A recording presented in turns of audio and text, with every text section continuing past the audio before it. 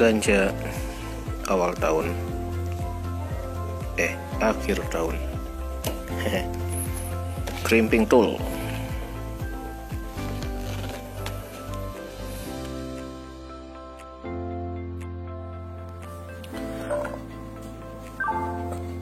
Assalamualaikum warahmatullahi wabarakatuh.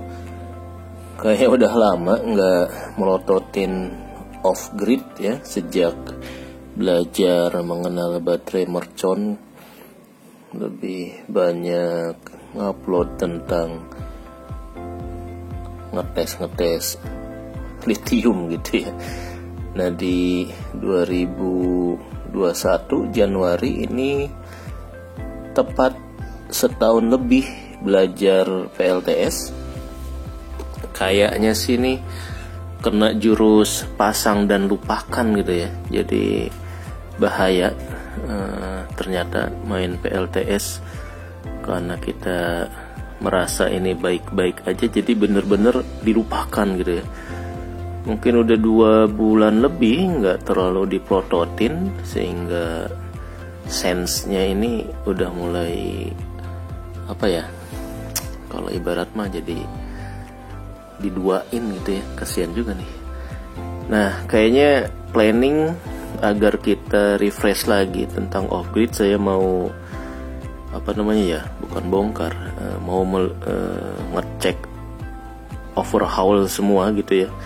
Panel-panel kita turunkan, kita cek sambungan MC4 dan sebagainya buat ngecek kondisi setahun si PLTS off grid ini kita pasang dengan ilmu yang awam gitu ya. Ya memang setahun sih hanya beberapa catatan case overheat gitu ya, tapi banyak juga yang jadi korban. Diantaranya yaitu ini nih, si biru nih banyak banget jadi korban. Kemarin sempet jebol lagi yang di atas. Tadi saya cek udah mulai ngaco, kena 60 volt lagi tuh, karena dari minggu ini kan mendung, tiba-tiba hari kemarin tuh panas gitu ya. Jadi akinya beberapa hari nggak kita pakai, mungkin udah penuh, telat ngecek, jadi kena voltage 60 volt, karena di voltmeternya ini sempat ke 15. Itu dari sisi si off grid yang controller wattmeter digital, wattmeter di wattmeter DC gitu ya, yang biru-biru itu harus hati-hati kalau teman-teman main voltage tinggi di atas 40-50 itu bisa, kalau lagi akinya penuh bisa melonjak ke 60. Itu catatan terakhir nih. Jadi saya udah kasus wattmeternya udah entah berapa biji nih, 1, 2, mungkin ada 4 atau 5 biji yang tewas terkena. Ini karena panelnya seri gitu ya, serinya 36. Jadi kalau 36, kalau pas panas banget itu bisa di atas 60. Kalau si akinya udah full, kita nggak menjalankan beban apa-apa. Kemudian yang on grid juga udah mulai kipasnya tuh kayaknya kotor ya. Kipasnya kotor, jadi beberapa hari yang lalu kipasnya nggak muter gitu. Itu juga kayaknya harus kita bongkar, harus kita bersihin. Saya tadinya nyangka itu korslet atau gimana ya, sehingga nggak jalan, sehingga saya tambah kipas komputer tuh darurat colok ke controller yang biru.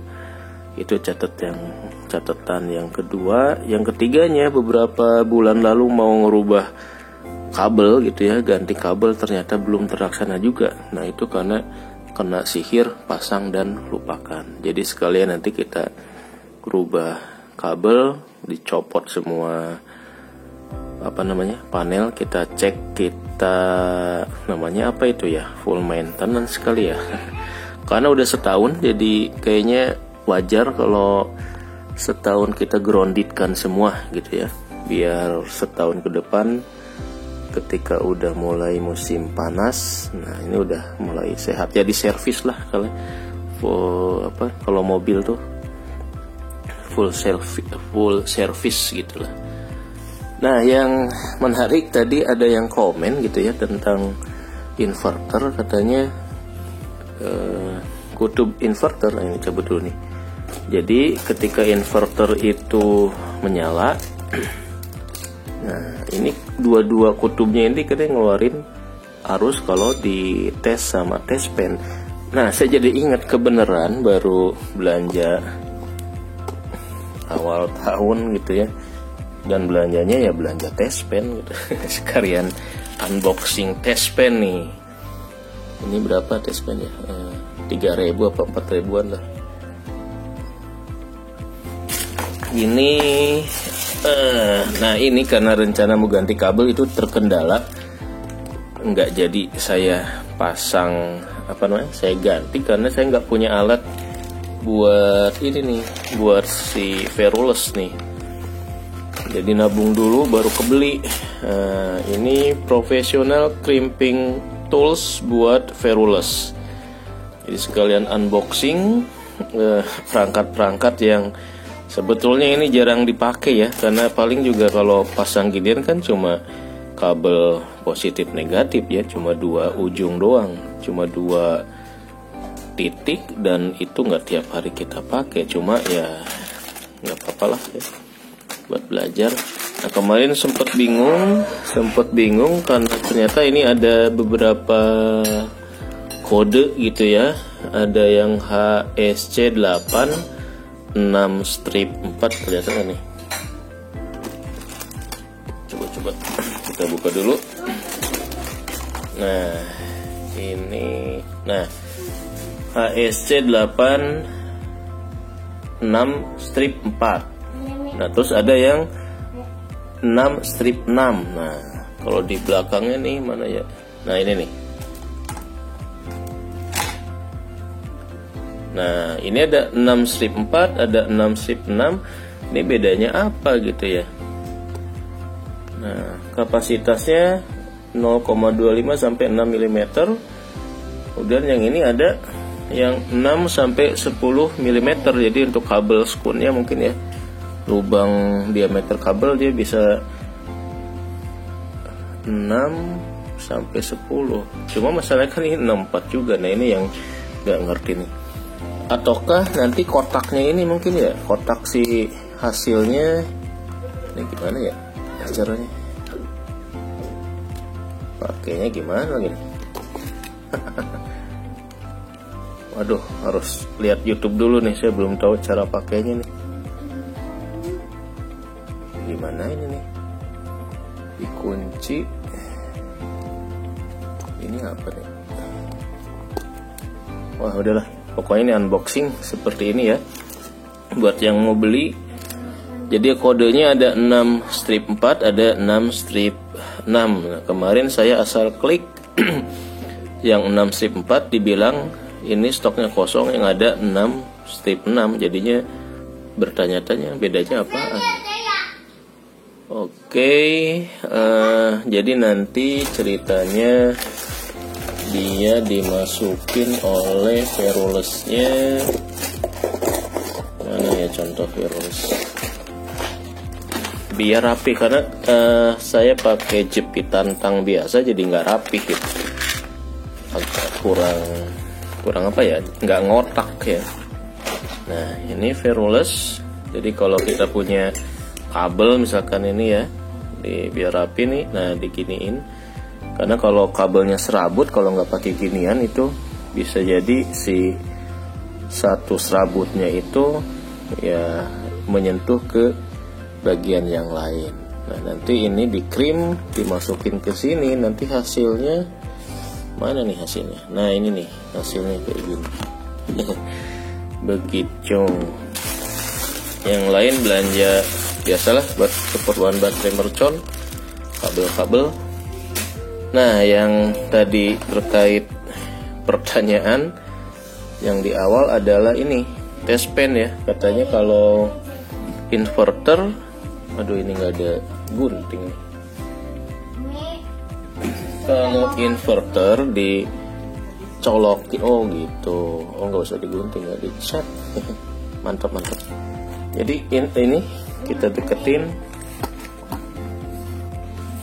Nah, kita tes ya. Ini, nah ini nyala nih ya. Kelihatan nggak?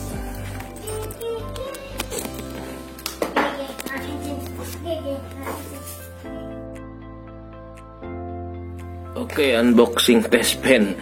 Jadi ada yang bertanya kenapa kutub dari si inverter ini kalau kita cek pakai test pen itu positif dan negatifnya nyala katanya. Kita tes nih. Nah, ini nyala nih. Nyala. Kemudian kita pindah ke yang satunya. Nah, nyala lagi. Nah, nyala lagi kan? Kan kalau arus AC listrik rumah itu kan cuma salah satu ya. Ini kalau inverter nih dua-duanya nyala katanya begitu.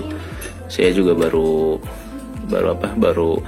ngetes sekarang nih, gara-gara ada yang bertanya. Kemudian saya cari-cari sharingan di grup. Itu ternyata ini hal yang wajar ya. Katanya wajar untuk inverter yang arusnya bolak-balik gitu ya dalam satu rangkaian, katanya bisa jadi arus si AC itu nyambung dengan inputnya atau gimana lah, mungkin efek dari satu blok seperti ini, nggak ngerti lah. Pokoknya ini kasusnya wajar. Jadi yang kutubnya satu nyala, yang di sini juga nyala.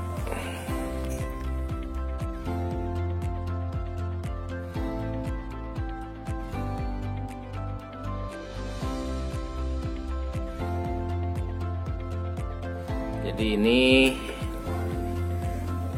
nah nyala ya. Ini pakai bleach, kedap-kedip ya. Yang satu lagi.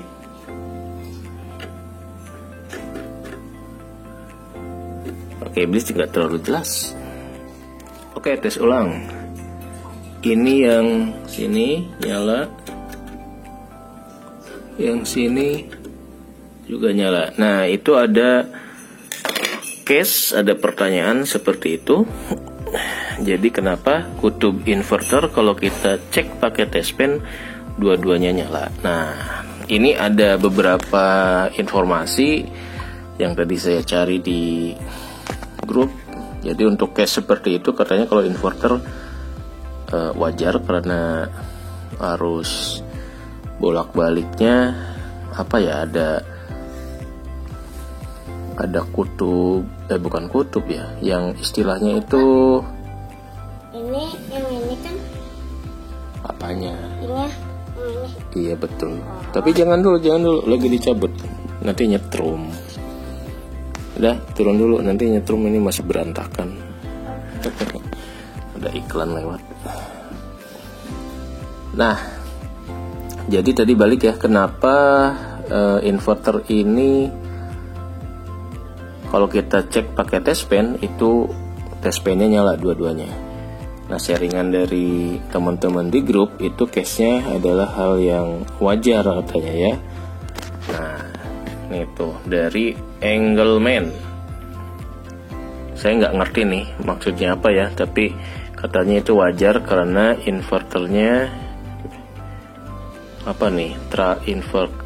emang begitu kalau inverter trafo atau Ferit gitu ya. Ini mereknya Tafer, tidak masalah. Ini nih kalau ada yang kayak gini nih. Ini yang jawab nih profesor ini disuruh. Nah, jadi solusi atau jawaban yang di sharing nih ada dari Om Ujang Salim, Kang Ujang ya. Jadi menurut beliau biar si kutub inverter itu nggak nyala, kita harus pasang kabel ground katanya ya. Biar di inverter kalau dites pakai test pen nggak nyala dua-duanya, begitu katanya. Caranya gimana nih? Caranya mana tadi ya? Ini banyak yang menginfokan tips biar nggak nyala gitu ya. Jawaban mana tadi ya? Nah ini kenapa nyala? Nah ini jawaban dari Om Saiful Badri. Inverter memang begitu, tegangannya ngambang tidak ke ground, sehingga nilai tegangan L ke ground dan N yang ke ground hampir sama 110 volt, sehingga tidak terlalu berbahaya seperti PLN. Jika netralnya di ground, maka tidak akan keluar setrum lagi di N, dan nilai tegangan pada N akan menjadi 220 volt seperti PLN. Nah jadi yang harus di ground itu berarti si yang mana tadi? Nah ini yang menurut solusi dari Om Ujang, di inverter ada kode L dan N. Nah yang N ini yang dikasih kabel ke ground, tancapin besi ke tanah yang lembab sedalam 1 meter, kasih kabel ground connect ke kode N, insya Allah hilang normalnya. Begitu ya. Cuma problemnya kalau yang di ibu kota yang pasang inverternya di atas, nah ini jadi nggak efisien mungkin ya. Iya bener nih, di Jakarta gimana mau cari tanah lembab, dicor semua gitu. Oke, jadi udah ketahuan ya penyebabnya dan solusinya biar si kutub inverter tidak nyala dua-duanya. Oke, demikian, semoga bermanfaat. Wassalamualaikum warahmatullahi wabarakatuh.